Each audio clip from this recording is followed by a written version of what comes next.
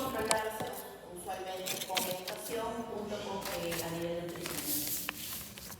Entonces, vamos a tener que hablar acerca de la estructura y el metabolismo de las lipoproteínas básicamente, y el laboratorio de las lipoproteínas incluye lo que son condiciones preanalíticas. ¿Qué condiciones voy a tener yo que tener para realizarme este tipo de exámenes de laboratorio?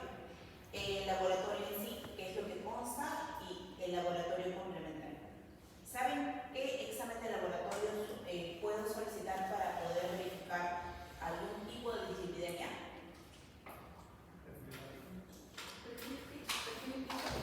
Más que perfil de cálculo es el perfil lipídico, ¿no? El perfil lipídico, ¿qué exámenes constan en el perfil lipídico? HDL, LDL. Ya, el colesterol se va a dividir en colesterol, el HDL, el VLDL, el LDL, y tenemos otro, el IDL. Y a la otra parte tenemos los triglicéridos, ¿ya? Entonces, en un conjunto, ellos forman lo que son el perfil lipídico, ¿ya? Básicamente.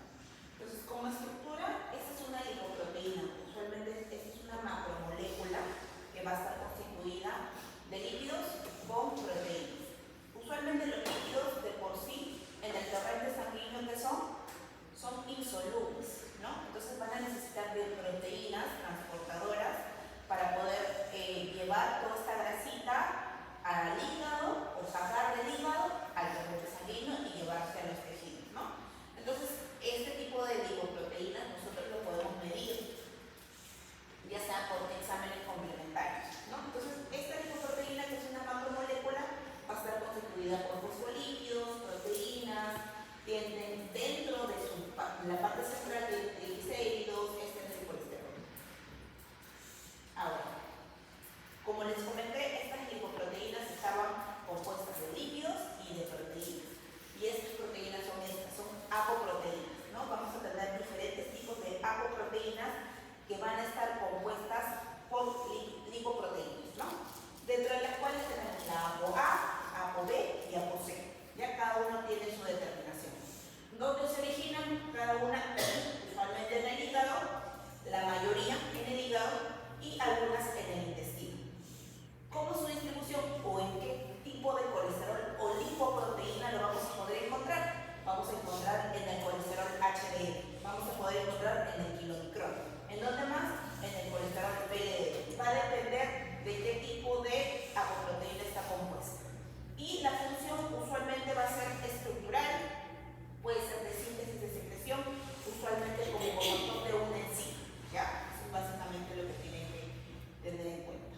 Ahora, tenemos lo que son ya las lipoproteínas en sí, que son la composición de estas apoproteínas que les había comentado con los lípidos en sí. Entonces me van a formar este tipo de lipoproteínas que yo lo voy a poder dosar en un examen de laboratorio como un perfil lipídico. Entonces, ¿qué cosa yo voy a tener? Los kilomicrones. Usualmente están compuestos por el 90% de triglicéridos, ya básicamente, y vamos a poder encontrar que este tipo de kilomicrón va a estar integrado, va a estar compuesto por diferentes tipos de apoproteínas. Como por ejemplo tenemos ahí la A, la 1, la 2, la B48, la C y la E. Después tenemos otra lipoproteína que es la VLDL, ¿no? Que va a estar compuesto por 65% de triglicéridos y también va a tener una composición de apoproteína, como la B100, que es la más importante para esta VLDL. ¿Ya? Acuérdense que es la B100. La IDL, que es otra lipoproteína, que usualmente va a estar compuesta por fosfolípidos y colesterol, dentro de las cuales su composición principal de apolipoproteína es la B100. Y la LDL igualmente, la B100, y la HDL, que es otro tipo de colesterol, que este va a estar compuesto mayormente por proteínas y fosfolípidos. Y lo más importante, ¿o qué tipo de apolipoproteína está compuesto? Por la A, la C y la E. Ya hay que tener en cuenta qué tipo de apoproteínas compone cada lipoproteína. Entonces, de acuerdo a nosotros a la densidad que puede tener este tipo de lipoproteína, vamos a tener que ver. Por ejemplo, nosotros nos muestra un cuadrito de acuerdo a la densidad que puede tener el colesterol con el diámetro, ¿no? Entonces, la HDL, si viendo que acá tenemos de mayor densidad a menor, la HDL viene a ser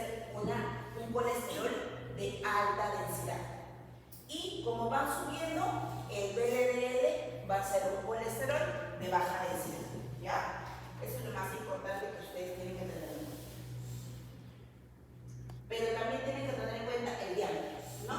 El HDL son moléculas más pequeñitas comparado con un LDL, que son unas moléculas son mucho más grandes, pero tienen menor densidad.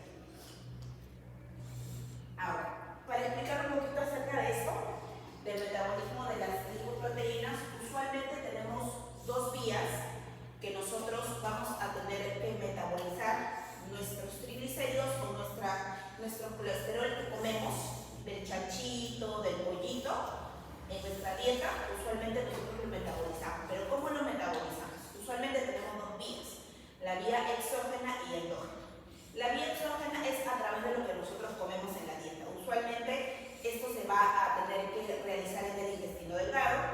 Esto lo empaqueta como kilomicrones y a través de una lipasa lipoproteica vamos a obtener ácidos grasos.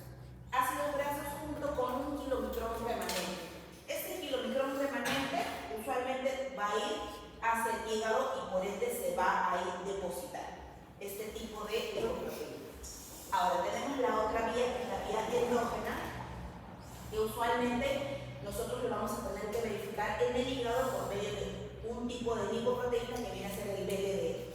Este VLDL, por medio de la lipasa lipoproteica, va a formar ácidos grasos y otro tipo de lipoproteína que viene a ser la IDL. Ahora, por medio de la IDL, por medio de otra lipasa, que es la lipasa hepática, vamos a formar LDL. Este LDL va a ir hacia los tejidos o hacia el nivel de la íntima arterial. Pero lo usamos, ¿por qué? Porque también lo componen ciertas células. ¿Se acuerdan que las células usualmente de nuestro organismo tienen fosfolípidos? Entonces nosotros necesitamos estructuralmente para componer este tipo de células, necesitamos esta grasita. No es que quiera decir que esto sea mal, ya cuando hay mucha cantidad o en exceso, sí se deposita. Se deposita y llega a formar aterosclerosis, ¿no? O placas de aterosclerosis. Tenemos otro tipo de vía, que es una vía complementaria, por así decirlo, que es el transporte reverso, ¿ya? Del colesterol. En este caso, en el hígado, para formarse el HDL, necesita una enzima, que es la aciltransferasa, o el colesterol lecitin aciltransferasa, que va a hacer de que agarre el colesterol de los tejidos y lo vuelva en un HDL más maduro. ¿Ya? Ahora, por medio de otra proteína transportadora, va a formar un HDL en el cual va a llegar al hígado. Va a formar con eso el VLDL, otro tipo de lipoproteínas, como el VLDL, el IDL o el LDL. ¿Ya? Entonces acuérdense que existen dos vías complementarias, dos vías, mejor dicho, del metabolismo de lipoproteínas y una vía complementaria.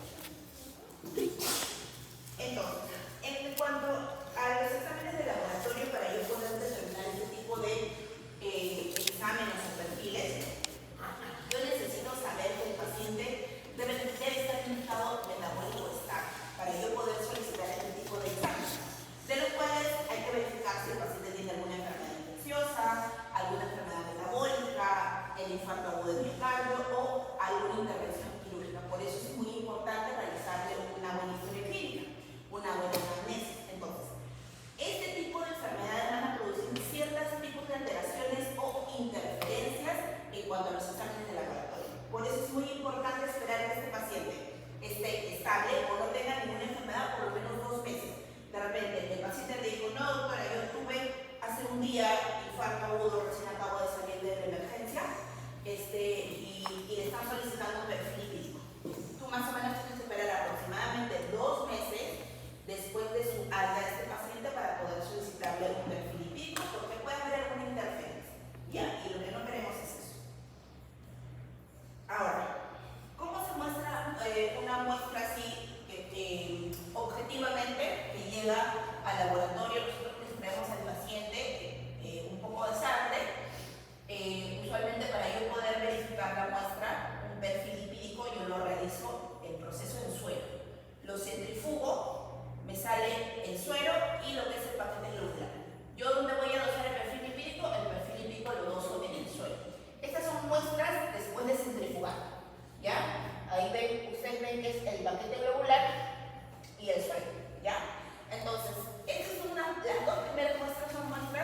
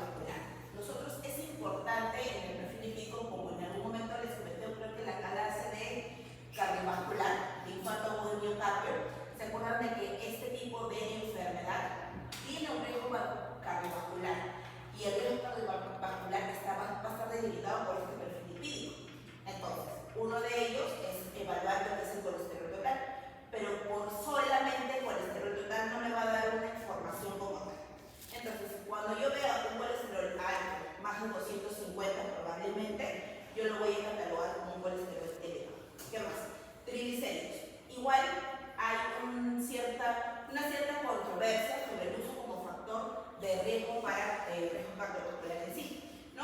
Algo quiere decir que es mayor de 200, ¿no? Mayor de 200 en un paciente con triglicéridos, probablemente este paciente hay que evaluar. Colesterol HDL. El colesterol HDL es un colesterol que sí es un factor protector para lo que es evaluación de riesgo cardiovascular. Porque cuando lo tenemos elevado, este tipo de HDL, el deseable es mayor o igual a 40, independientemente si es hombre o mujer, es un factor protector, ¿ya? Colesterol LDL también es un factor, pero de riesgo cardiovascular, no es protector, es de riesgo. Si yo le encuentro mayor a 160, es un riesgo de que yo tenga un riesgo cardiovascular, ¿ya? ¿Y cómo yo calculo para ver lo que es el IDL o el LDL en este caso? También se tiene que dosar, pero hay una fórmula, ¿ya? Independientemente de donde nosotros estemos realizando o dosando este tipo de perfil. Hay una fórmula que la fórmula se llama de Friedman, ¿ya? Usualmente los médicos internistas que están manejando lo pueden realizar. Pero hay un detalle, que este tipo de fórmula se tiene que realizar en un paciente que no pase de triglicéridos mayor a 400. Según ese artículo, ustedes lo pueden determinar. En estos pacientes con triglicéridos elevados no va este cálculo de los triglicéridos, ¿ya? Yo tengo un pacientito menor a 400, ahí recién yo puedo sacar la fórmula. Colesterol total es igual al HDL más LDL más triglicéridos entre 5. Y yo le puedo realizar este tipo de fórmula sacando cualquiera de estos. Tengo los tres y lo determino, ¿no? Pero eso quiere decir que hay que evaluar primero los triglicéridos. Porque en el perfil lipídico me sale también triglicéridos. Entonces, doso o pido perfil lipídico y ahí puedo realizar este tipo de fórmula. Ahora, también tenemos otro tipo de relaciones, en este caso cocientes, para yo poder determinar si existe algún riesgo de formación de placas ateromatosas o riesgo cardiovascular. Por ejemplo, tenemos el cociente colesterol total entre HDL. ¿Qué me indica? Este es un índice aterogénico de Castelli, así se llama. Va a ser útil en pacientitos que no se podía realizar esta fórmula de Friedman.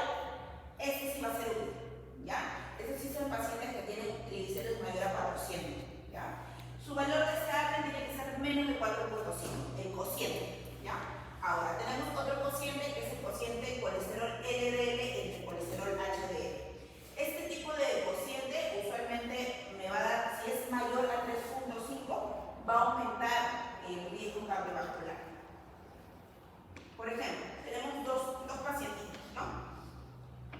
Tenemos dos pacientitos, los dos tienen 48 años, no fuman, no son hipertensos, tienen la misma cantidad de colesterol, 190. Pero ¿cuál es el detalle aquí? Que este pacientito tiene un colesterol LDL en 150 y este es un HDL 30. ¿El HDL está bien o está muy bajo, muy alto? ¿Qué piensan? 10 por debajo. Está muy bajo, ¿no? ¿Cuánto era el factor protector? Más de 40, ¿no? Entonces, su cociente, ¿se acuerdan? Hay un cociente que evalúa lo que es el índice aterogénico de Castelli. Si yo doso o el índice de cociente para el riesgo cardiovascular LDL con HDL, LDL versus HDL me va a salir en 5. Y les comenté que más de 3.5 me va a aumentar el riesgo. Entonces, este paciente, comparado con el otro paciente, probablemente se tenga más riesgo de tener un infarto o un miocardio que el otro paciente. Entonces hay que evaluar. El otro paciente, por ejemplo, tiene un LDL en 130, pero un HDL en 50. Y se acuerdan que les comenté, el factor protector mayor a 40 era un factor para poder proteger a este paciente. Entonces, su cociente LDL-HDL me va a salir en 2.6. Entonces quiere decir que está bien, que probablemente no tenga un factor de origen, ¿ya?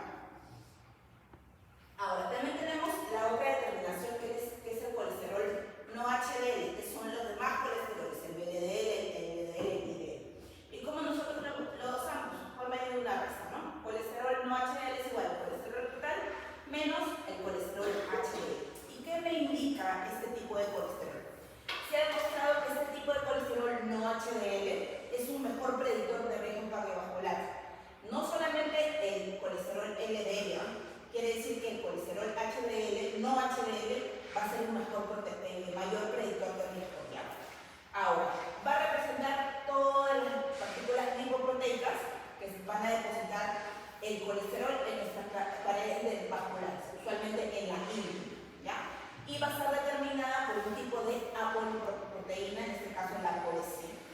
Ahora, en pacientes con dislipidemia, usualmente con riesgo vascular, se recomienda determinar o medir lo que es el colesterol no HDL y no solamente el LDL, ¿ya? Eso hay que tener en cuenta. Ahora, los valores usualmente, colesterol no HDL en menos de 130 es un riesgo que tiene que ser deseable para personas más que todo con riesgo cardiovascular. Ahora, tenemos también los otros tipos de exámenes complementarios, como la electroforesis de lípidos o el lipidograma electroforético, dosar lo que es las apoproteínas, como la ApoB1, la ApoB, y la relación cociente ApoB con ApoA1, y la lipoproteína A. Entonces, el lipidograma electroforético es un medio electroforético que va a permitir separar e identificar distintas fracciones de estas lipoproteínas. ¿Ya? Usualmente vamos a determinar la carga de este tipo de lipoproteínas. Y usualmente va a estar reservado para suelos con hipertrigliceridemia, por momento del kilomicrón. Cuando les comenté la muestra que estaba más lechosa, usualmente podemos realizar este tipo de exámenes de laboratorio, que es un lipidograma electroforético. Entonces, nosotros lo vamos a poder determinar así. Usualmente en la analítica, nosotros pedimos de que la muestra no pase más de las 48 horas para que no haya ningún tipo de interferencia o en este caso no haya una disminución de este tipo de colesterol. Por eso el suero con menos de 48 horas sí lo podemos realizar este tipo de electroforesis de lipoproteínas, ¿no? Entonces, ¿cómo vamos a verificar este tipo de electroforesis? Vamos a poder determinar por medio de ondas, ¿ya? Las ondas son las alfa, beta, beta, y cada una me va a determinar un tipo de lipoproteína. La alfa me va a determinar el HDL, la prebeta el VLDL y la beta el LDL. Es como se determina un electroforesis de lipoproteínas. Entonces, los patrones están ahí. Patrón normal es el que está ahí. Patrón de hiperlipoproteinemia es cuando el LDL va a estar aumentado. Entonces, si el LDL va a estar determinado por la onda beta, entonces la onda beta yo la voy a poder encontrar súper elevada, ¿no? Entonces, la onda beta, esta era la onda beta que va a estar determinada por el LDL, entonces yo la voy a poder encontrar elevada. Si hay el LDL y el VLDL que va a estar determinado por la onda pre-beta y la onda beta, usualmente yo lo voy a poder encontrar más alto que lo normal. Y si tengo un patrón de hipertrigliceridemia que solamente es por el VLDL, usualmente la onda pre-beta está elevada. Eso es para que lo tengan como conocimiento. Entonces, ¿qué otro tipo voy a dosar? También la ApoA1, que es una apoproteína, ¿ya? Apoproteína que usualmente va a estar constituida un 75% por el colesterol HDL, ¿ya? Entonces, yo necesito, para que mi HDL fluya por toda la sangre, necesito de esta ApoA1 para poder sacar de los tejidos y llevarlos a vida, ¿ya? Ahora, tiene una síntesis o formación a nivel del hígado y del intestino, ¿ya? Básicamente va a estar determinado por una enzima, que es la que le comenté, que es la aciltransferasa, colesterol aciltransferasa, y que va a interaccionar con cierto tipo de transportadores, ¿ya? Ahora, vamos a tener que verificar qué metodología uso para poder dosar este tipo de apoproteína, que es el inmunoturbidímetro, ¿ya? ¿Cuándo se suele aumentar ese tipo de apoproteína? Usualmente ese tipo de apoproteína, como va a estar constituido por el colesterol HDL, que es un colesterol, recuerdan, era protector para riesgo cardiovascular. Si yo hago ejercicio intenso o un ejercicio físico, me va a aumentar, eso va a ser un factor protector. ¿Qué más? Si estoy gestando, si administro cierto tipo de estrógenos, si tengo algún tipo de patologías a nivel genéticas, por ejemplo, como una hiperalfa-lipoproteinemia familiar, probablemente esta ApoA1 esté elevada.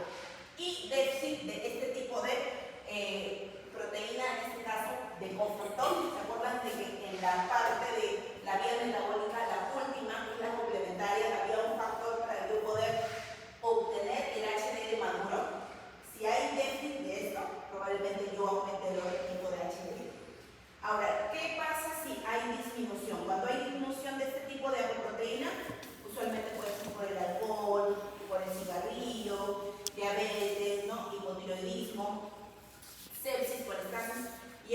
de enfermedad, que es la enfermedad de Tangier, que es una enfermedad genética usualmente. Ya hay una enfermedad genética en la cual el gen ABCA1 es el que está alterado de la enfermedad de Tangier. ¿Ya? Ahora tenemos el otro tipo, que es la ApoB. La ApoB va a componer de otros tipos de partículas como el VLDL, el IDL y el LDL. ¿Dónde se forma? En el hígado solamente. Su función básicamente es estructural y de transporte.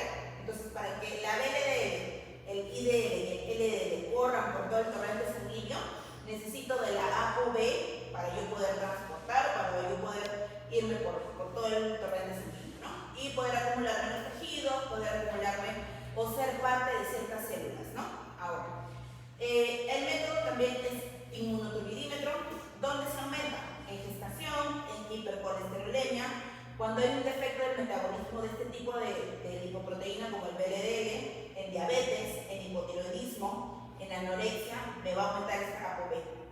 ¿Y en dónde disminuye? En una enfermedad hepática probablemente, en un hipertiroidismo, en anemia, en adelgazamiento, yo voy a poder ver una disminución de esta ApoB. Tenemos un ejemplito también igualito de dos pacientitos. Un pacientito que tiene colesterol de 190, triglicéridos de 200, un LDL de 140, HDL 40. Pero le dosa la ApoB y este paciente tiene 0.9 gramos por litro. Y al otro paciente le dosa y tiene una ApoB en 1.5. Los valores normales van a depender si es hombre o mujer, de eso sí, como es el de acá. El ApoB usualmente, bueno, esta es la relación. Usualmente el ApoB en hombres tiene que estar en 0.6 a 1.33 y en mujeres en 0.6 a 1.17. Entonces, aquí, por ejemplo, tenemos en 1.5. Probablemente este paciente esté alterado su ApoB y tiene un mayor riesgo cardiovascular. Ahora, la relación de ApoB con ApoA usualmente va a comparar el riesgo aterogénico de la formación de este tipo de placas aterogénicas usualmente contra la protección cardiovascular. Entonces, si yo tengo ApoB entre ApoA menor a 0.8 mujeres, estamos ok con la relación. Y si tengo menos de 0.9 hombres, eso está ok. Entonces, hay forma en una excelente complementariedad con la determinación del LDL con el HDL. Usualmente, si yo tengo ApoB, ¿se acuerdan dónde encontramos el ApoB? En los colesterol VLDL, HDL y DL, ¿no? Y el ApoA lo encontramos en HDL. Entonces, hay una relación entre este tipo de colesterol no HDL con el HDL. Ahora, ¿qué otro tipo de lipoproteína tenemos? La lipoproteína A, que la puedo usar, que la puedo pedir para poder verificar. Ahora, es una partícula de LDL con una proteína llamada ApoA. ¿Ya? Entonces, este tipo de lipoproteína usualmente se va a usar en el ambiente hepático y va a estar modificada por un tipo de gen, ¿no? Entonces, hay que verificar para qué yo puedo usar este tipo de lipoproteína. Usualmente va a producir el aumento de este tipo de lipoproteínas, producen efectos protrombóticos, antifibrinolíticos y aterogénicos. Entonces, el efecto protrombótico usualmente va a aumentar el reclutamiento de ciertas células. ¿Qué más? Va a unir y transporta fosfolípidos oxidados dentro del plasma. Aumenta el depósito del LDL, eso sí, ¿ya? Va a estimular cierta proliferación de células musculares y eso es lo que va a producir su adhesión a lo que es la capa íntima de las arterias. El efecto protrombótico o antifibrinolítico usualmente hace como si fuera un tipo de plasminógeno, ¿no? Se va a unir a la fibrina, va a interferir en lo que es la activación del plasminógeno, va a estimular la síntesis pero del inhibidor del plasminógeno. Entonces, por ende, va a formar lo que son drogos. Ahora, su determinación igualmente va a ser realizarla por inmunohistometría y el intervalo de valores de referencia es menos de 30. Yo con menos de 30 de esta lipoproteína A estoy bien. Ahora, en pacientes con riesgo incrementado de enfermedad cerebrovascular, usualmente hay que verificar los límites de lo que son el colesterol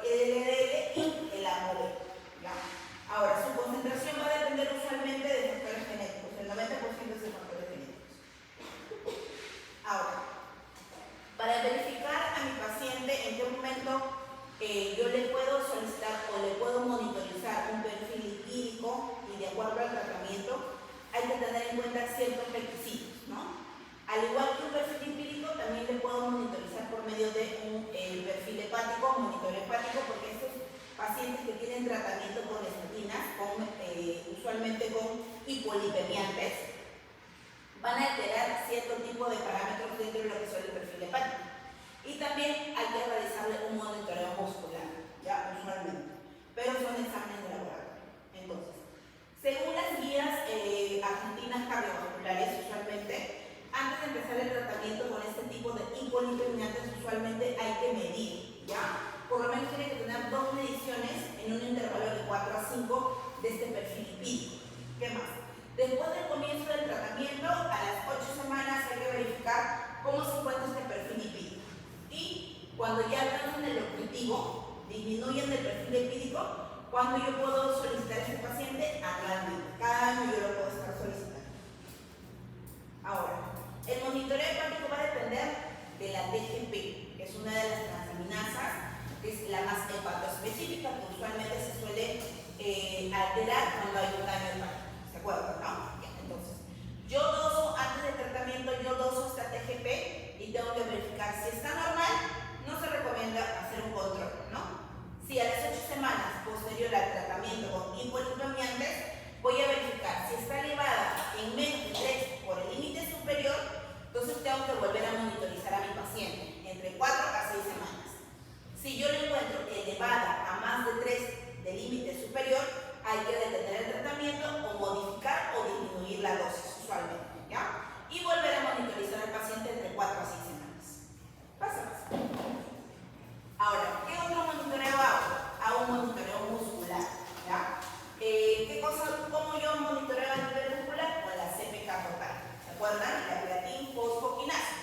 Esa creatina fosfoquinasa, yo verifico a mi paciente antes del tratamiento. Si esta creatina fosfoquinasa está más de 4 del límite superior, usualmente no se solicita o no se realiza el tratamiento, se suspende el tratamiento. Y si está menos de 4, iniciar un tratamiento, en este caso, hay que verificar qué tipo de tratamiento podría tener el paciente. Y ya durante el tratamiento, usualmente no amerita el monitoreo de este tipo de creatina fosfoquinasa. Ya salvo en pacientes ancianitos o en pacientes que tengan un